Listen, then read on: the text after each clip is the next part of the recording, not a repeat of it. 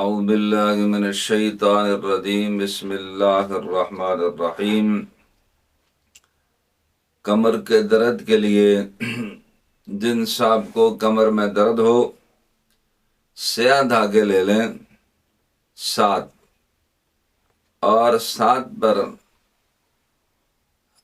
7 گرہ لگانی ہیں اور ہر گرہ پر تینوں قل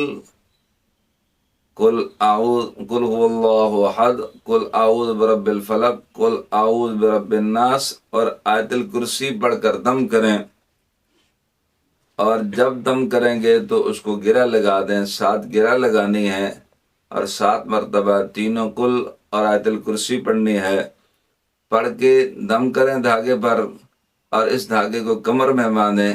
انشاءاللہ تعالی اللہ کے فضل و کرم سے کمر کا درد ختم ہو جائے گا۔